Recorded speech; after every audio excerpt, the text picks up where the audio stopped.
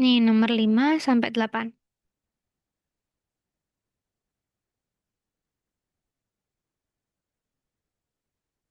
Iku tuh ibu emang. Ya, aku ngelesi.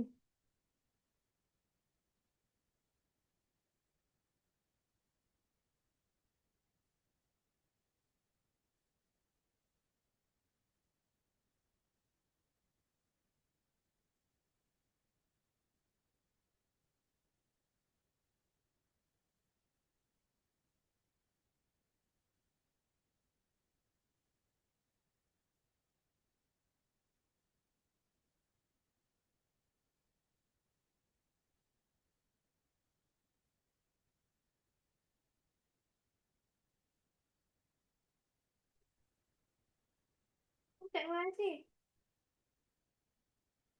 Anu, jawab dulu untuk ruang tamu. Jadi apa nih, Mama? Ya.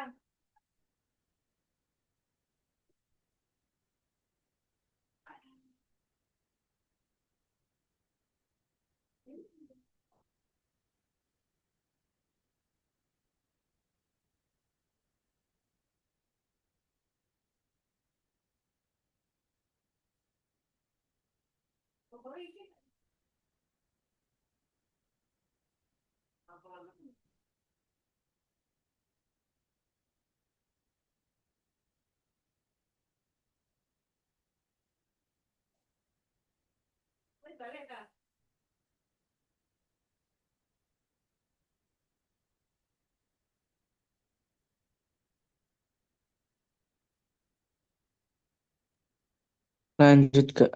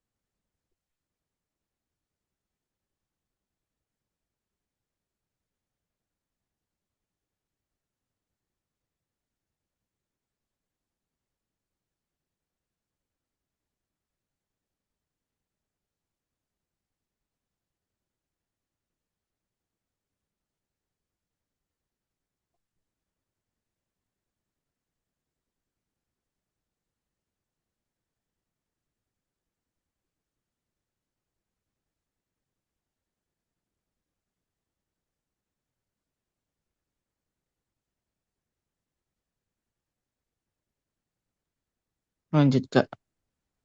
Oke, ini kayaknya udah soalnya. Mari kita bahas. Nah, kita bahas yang ini. Berikut ini pernyataan mengenai endosimbiosis. Nah, jadi endosimbiosis aku jelasin dulu ya. Endosimbiosis itu merupakan teori yang menyebutkan bahwa mitokondria sama kloroplas itu dicurigai atau diasumsikan sebagai kayak makhluk hidup bakteri yang awalnya itu numpang masuk ke dalam sel eukariotik, terus kemudian dia hidup dan menetap di situ. Itu adalah teori endosimbiosis.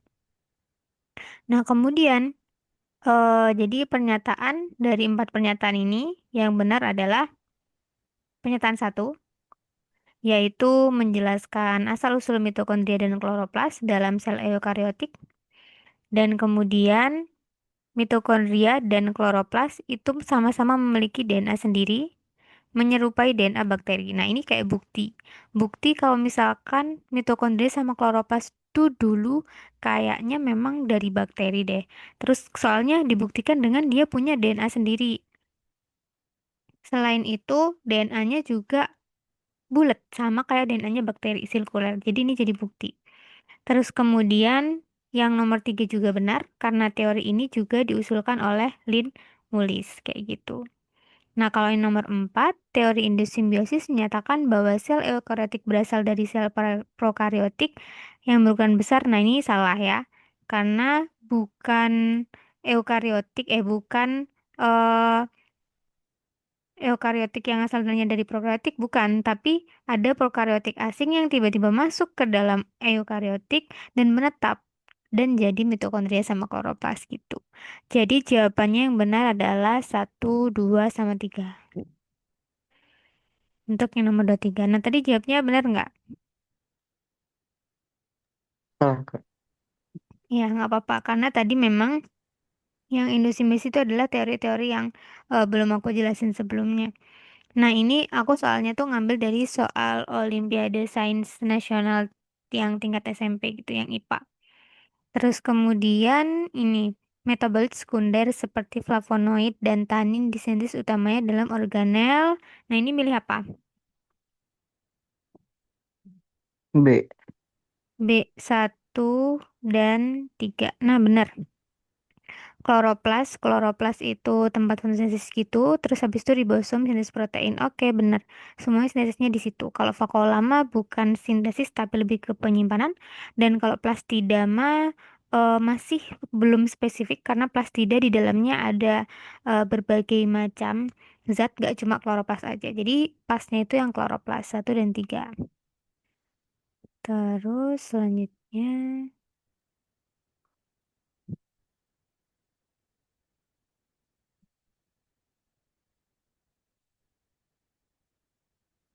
nih, organel sel yang tidak termasuk ketutupan.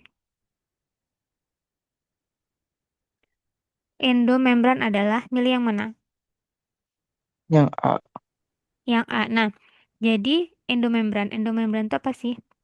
Tadi ada teori endosimbiosis, terus ini ada endomembran. Nah, beda lagi. Endosimbiosis sama endomembran itu beda lagi. Kalau endomembran itu adalah organel-organel yang punya membran, terus kemudian yang dia itu kerjanya saling berinteraksi atau bekerja sama. Nah, endomembran tuh terdiri dari Golgi, kemudian terdiri dari lisosom, sama terdiri dari retikulum endoplasma. Jadi ribosom tidak termasuk di dalam endomembran. Jawabannya C. Nah, memang kerjanya kayak mana sih? Kok dia itu eh, disebut dengan endomembran gitu. Jadi memang endo itu dalam membran tuh membran, organel-organel yang punya membran. Kalau kita balik lagi ke struktur ini, jadi kerjanya endomembran tuh yang tadi sintesis protein. Nah, kenapa kok ribosom nggak masuk? Sebenarnya ribosom masuk dalam proses sintesis proteinnya. Tapi di sini itu yang dimaksud adalah yang punya membran. Jadi yang lebih spesifik, yang lebih benernya lagi, kita nyebutnya itu RE gitu, retikulum endoplasma. Retikulum endoplasma nanti akan bentuk suatu vesikel, vesikelnya ditransfer ke Golgi, di Golgi juga akan ngeluarin vesikel, vesikelnya masuk ke lisosom, lisosom mana ya lisosom? Ke sini, udah masuk ke lisosom dan lain sebagainya, dan nanti ditransfer lagi ada yang ke membran, ada yang lagi ke Golgi lagi, begitu terus dia transfer protein pakai vesikel-vesikel itu namanya itu sistem endomembran. Nah, tapi di sini eh yang tadi kita nggak, yang tidak termasuk itu adalah yang si ribosom, karena ribosom itu adalah yang kecil-kecilnya gitu, bukan yang bermembrannya. Jadi jawabannya adalah ribosom. Hmm,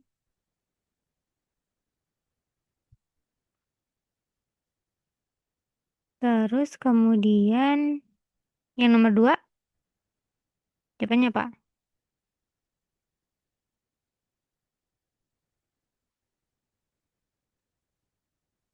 Di C. C, betul ya. Seperti yang kita pelajari tadi, kalau peroksisom itu membuat senyawa-senyawa kayak hidrogen peroksida menjadi lebih ramah agar tidak beracun. Jadi memang dia fungsinya detox, mendetoksifikasi racun. Terus kemudian yang berperan penyerahan intrasel, Lisosom. betul, lisosom. Organisasi yang berperan sebagai penghasil energi, Mitokondria. oke, mitokondria. Terus ini sisa metabolisme dari tumbuhan akan disimpan dalam vakuola, Vakuola, benar. Organel sel yang berperan pelipatan protein, badan Golgi, badan Golgi. Organel sel yang berperan menyeleksi molekul yang masuk, membran sel, membrana sel. Oke, good. Organel yang berperan produksi zat pangan, plastida, iya, plastida, karena memang tempat fotosintesis dan hanya ada di sel tumbuhan. Selanjutnya, sintesis lemak. halus, Mm, halus, ya, halus. Sintesis protein terjadi dalam organel. retikulum yang kasar, Iya, oke. Jadi fungsi sel secara keseluruhan udah oke. Terus kita masuk ke transport membran. Ada bab lagi. Nah, transport membran. Nah, jadi transport membran itu secara keseluruhan ya. Sebenarnya definisinya dulu. Definisi transport membran adalah mekanisme transport atau perpindahan suatu molekul ke dalam atau keluar sel, ke dalam atau keluar sel melalui membran berdasarkan penggunaan energinya itu. Nah, maksudnya yang kita akan bahas adalah berdasarkan penggunaan energinya. Jadi keluar masuknya zat dalam sel itu ternyata ada pembagiannya. Nah, berdasarkan penggunaan energinya, itu ada yang pakai energi, ada yang enggak. Itu dibagi menjadi dua, yaitu pasif sama aktif. Tentunya seperti namanya, kalau pasif itu dia tidak butuh energi untuk bisa masuk atau keluar sel, karena memang posisinya tuh dia menuruni gradien konsentrasi gitu. Jadi dari konsentrasi tinggi ke rendah, ya otomatis mengalir aja. Nah, kemudian kalau misalkan transport aktif itu memerlukan energi. Why? Kenapa dia memerlukan energi? Karena memang dia itu mentransfer zatnya itu melawan gradien konsentrasi. Nah, karena melawan itulah makanya dia butuh energi. Nah, untuk yang transport pasif itu sendiri, itu dibagi menjadi tiga. Yang pertama adalah difusi sederhana, terus yang kedua difusi terfasilitasi, sama yang ketiga itu adalah osmosis. Nah, sedangkan untuk yang transport aktif sendiri itu ada tiga juga.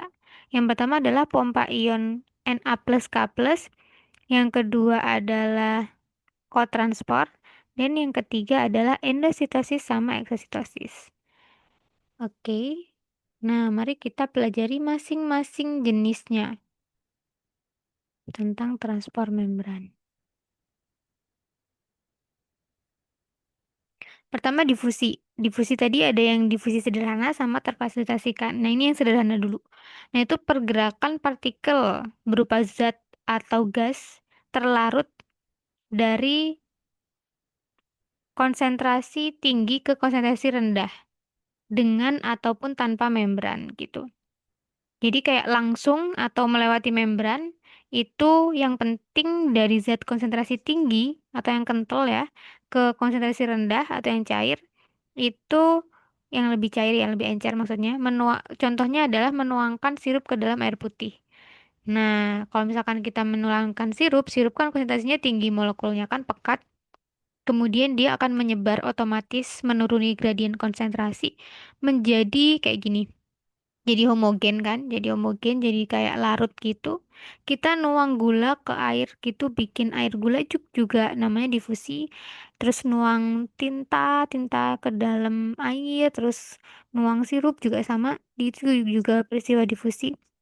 Terus habis itu kan ini ada kata-kata dengan atau tanpa membran. Nah, kalau misalkan yang pakai membran contohnya apa, Kak? Kalau yang dengan membran contohnya itu kalau dalam tubuh itu pas kita melakukan pernafasan. Nah, pernafasan itu kan melalui alveolus ya. Yang organ-organ pernafasan kan ada yang namanya alveolus tuh, yang gelembung-gelembung di dalam paru-paru gini, yang tempat penampung pertukaran O2 sama CO2.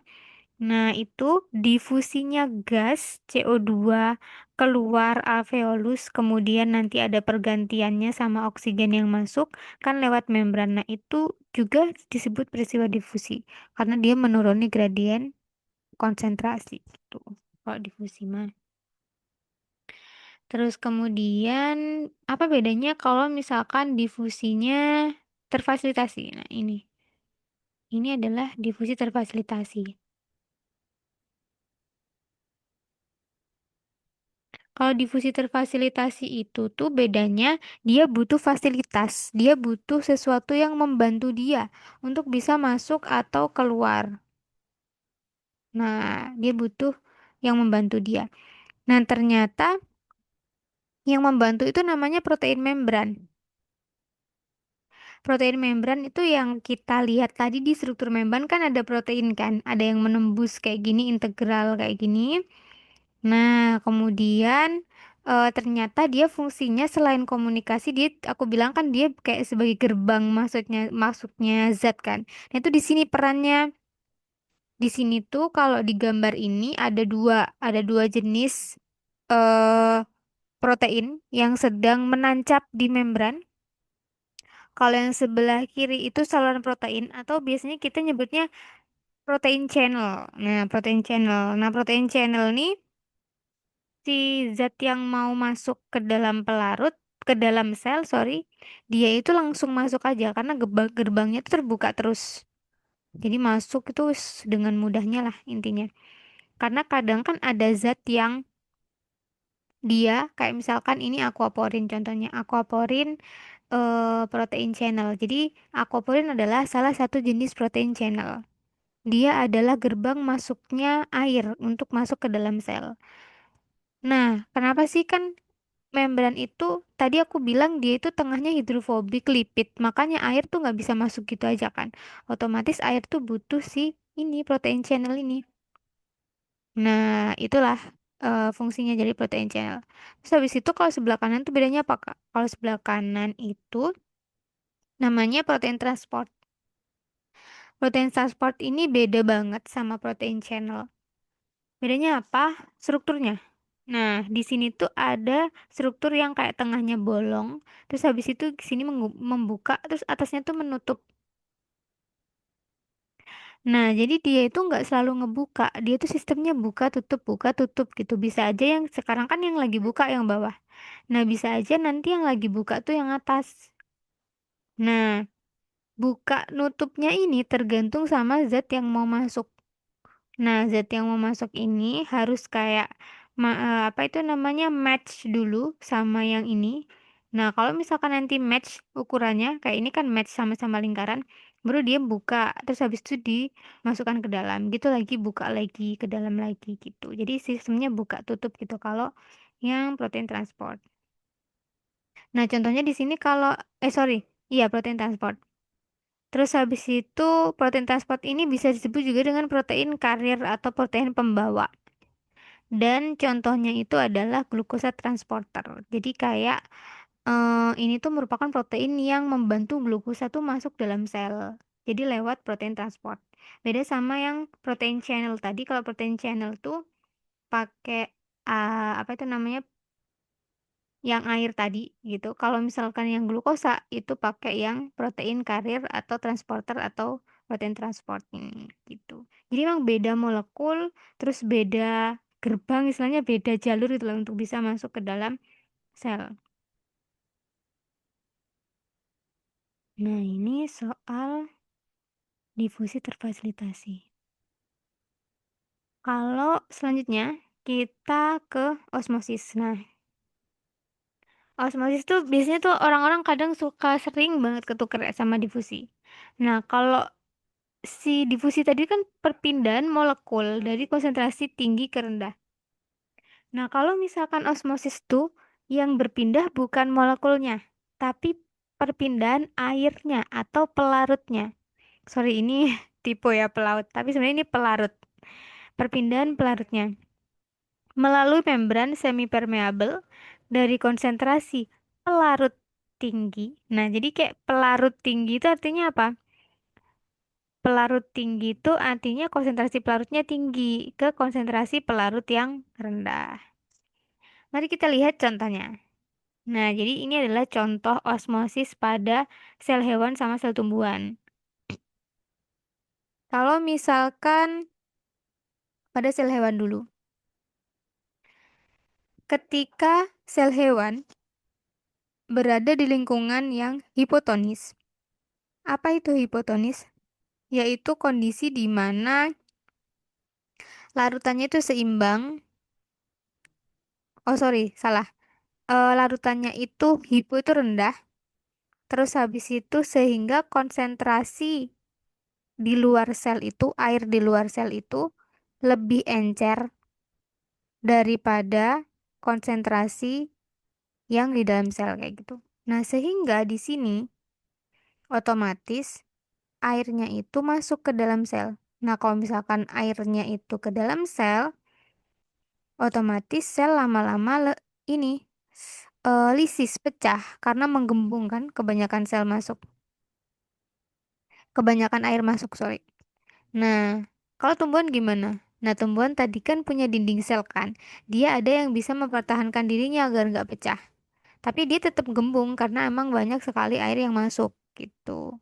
Karena air itu akan mengalir dari konsentrasi pelarut tinggi ke konsentrasi pelarut rendah gitu.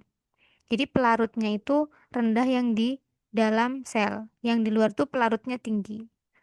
Ya, pelarut tinggi kan artinya encer kan? Pelarut tinggi gitu.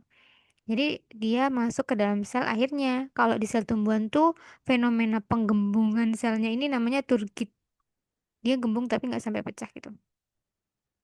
Nah ini normal sih, yang tengah ini yang normal. Kalau normal itu adalah di saat apa itu namanya, larutannya ya seimbang lah, tidak encer dan tidak terlalu pekat. Nah, di sini juga H2O yang masuk sama yang keluar tuh sama, jadi kondisinya normal. Nah, yang ketiga itu adalah fenomena dia ada di lingkungan yang hipertonis. Artinya konsentrasi air yang ditempati itu tinggi, lebih tinggi daripada yang ada di dalam sel. Nah, otomatis kalau misalkan dia berada di lawan hipertonis, airnya keluar dong. Nah, karena air cenderung melakukan osmosis tadi, dia menuju ke pelarut yang rendah, dari pelarut tinggi ke pelarut rendah. Pelarut rendah artinya kan hipertonis atau pekat gitu kan. Nah, kemudian kalau misalkan di sel hewan, terus dia akan mengkerut, disebut dengan krenasi. Nah, kalau misalkan di sel tumbuhan, dia juga sama akan kehilangan air dan fenomenanya itu disebut dengan plasmolisis kayak gitu. Ini untuk yang osmosis.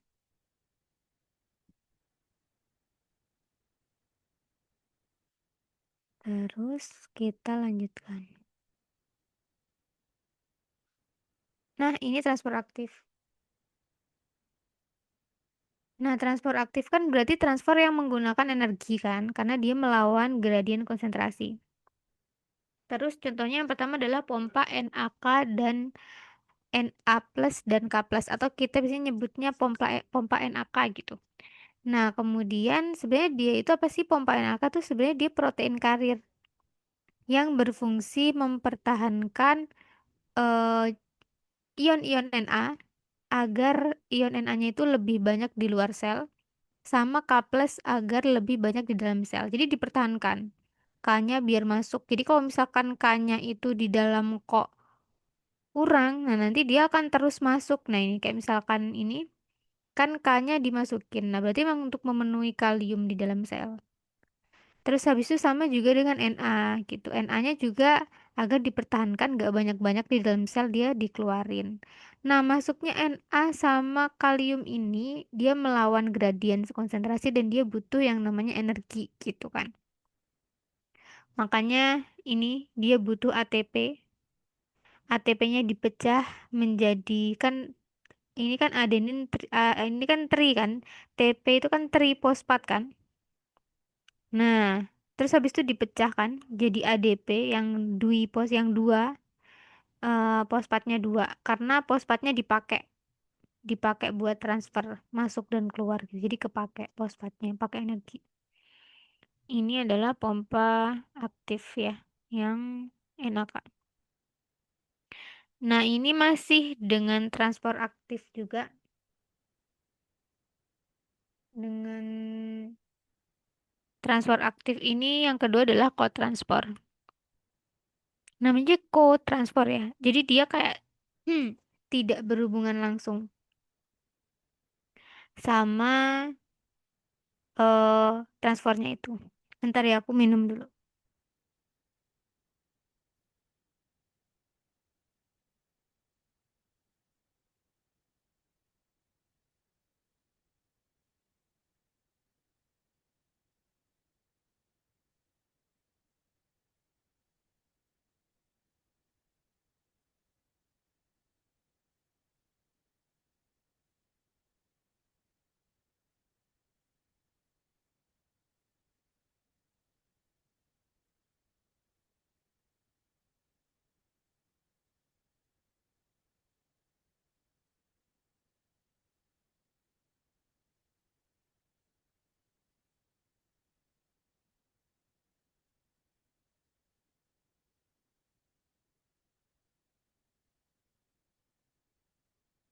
Nah, co-transfer itu tidak berhubungan langsung. Dia itu tugasnya menginisiasi transport zat terlarut lainnya. Jadi emang dia itu yang penginisiasi aja, tapi dia bukan yang bertugas mentransfer langsung dengan bantuan protein membran. Contohnya adalah pada vakuola sel umbi. Ada kotranspor yang bisa bersama-sama memasukkan molekul sukrosa dari sitoplasma ke dalam vakuola bersamaan dengan ion H+. Nah, mari kita lihat gambarnya. Kotranspor tuh yang ini. Nah, jadi misalkan ini pompa proton ya. Pompa proton. Nah, berarti kan pompa proton akan menghasilkan ion kan, H+ gitu. Ini H+-nya. Nah, H+-nya itu kan hasil pemecahan si energi ini ATP. Nah, saat H+-nya itu dikeluarin, H+-nya itu akan berlekatan pada sisi yang ini. Ini kan bentuknya bulat nih sisi yang ini. Nah, jadi match, terus dia nempel. Nah, yang sisi ini kan bentuknya kayak segitiga gitu kan. Nah, segitiga ini match-nya itu sama si sukrosa sama gula ini. Jadi, karena bantuan si H+-nya ini nempel sama gulanya nempel barengan, jadi dia bisa masuk deh ke dalam gitu. Jadi kalau misalkan gulanya aja yang nempel, dia nggak bisa masuk. Dia butuh pembersama. Pembersamanya itu ya H+, yang didapatnya itu dari pemecahan ATP atau energi tadi. Nah, jadi co-transfer itu membantu proses masuknya gula, dibantu sama H+ ini. Jadi secara bersamaan masuknya. Ini adalah co-transfer. Itu contohnya di tadi yang fenomena yang di sel umbi tadi ada kotransfer yang bisa bersama-sama memasukkan molekul sukrosa dari sitoplasma ke vakuola. Kan vakuola tempat menyimpan hasil metabolisme kan? Nah, otomatis sitoplasma itu akan mentransfer beberapa zat ke vakuola untuk disimpan. Nah, caranya kayak gini, cara nyimpannya pakai kotransfer. Masukin zat-zatnya tuh gitu. Terus ini masih transfer aktif yang terakhir. Ini adalah endositosis sama eksositosis. Nah, jadi kedua ini adalah melibatkan transfer partikel besar yang masuk ke dalam sel. Nah, jadi ini partikelnya besar ya. Jadi mekanismenya kalau partikelnya besar pakai endositosis sama eksositosis. Ini sih contohnya. Contohnya itu kalau misalkan ada zat-zat asing yang memang mau difagositosis kayak gitu sama suatu sel. Kalau misalkan dia mau dimasukin itu namanya endo. Jadi masuk ke dalam sel. Nah, ini kan dia melebur ke membran, terus membrannya membentuk ini jadi lepas nanti membentuk vesikel kayak gini, kayak dimakan, kayak sel memakan zat sesuatu gitu. Nah, ini mau upgrade lagi kenapa ya? Apa harus di-upgrade ya? Nanti mati lagi. Terus habis itu selanjutnya adalah membran sel. Ini juga melakukan eksositosis atau pengeluaran zat. Nah, terkadang dia juga mau mensekresikan sesuatu molekul besar, entah apa. Nah, itu juga lewat membran. Jadi awalnya dia juga lepas kayak gini kan awalnya. Terus lama-lama dia itu melebur kulitnya membran itu sama-sama melebur ke membran gitu kan, melebur jadi satu. Terus habis itu setelah melebur, dikeluarkanlah keluar gitu. Sebenarnya kayak intinya dari endosis sama eksosis itu kayak masuk sama keluar aja. Cuman dia molekulnya yang dimasukin sama keluarin tuh besar dan lewat vesikel-vesikel kayak gini. Mekanismenya juga sama peleburan membran. Ini adalah endosis sama eksositosis. Terus selanjutnya. Nah, sampai sini di transfer aktif sama pasif ada yang tanyakan nggak? Ada yang kurang jelas nggak? Tidak, Kak. Enggak ya, oke. Nah, terus kalau misalkan ini Emil lokasinya ada di mana? Di daerah mana? Di Jakarta Utara, Oke, di sana maghribnya jam berapa? jam 6 kurang. Jam 18. Iya, Nanti kalau misalkan di sini udah maghrib, nanti jeda dulu ya. Kawas azan ya, aku izin jeda dulu. Soalnya bentar lagi maghrib. Terus ini mau ngerjain soal habis ini. Aku siapin dulu soalnya.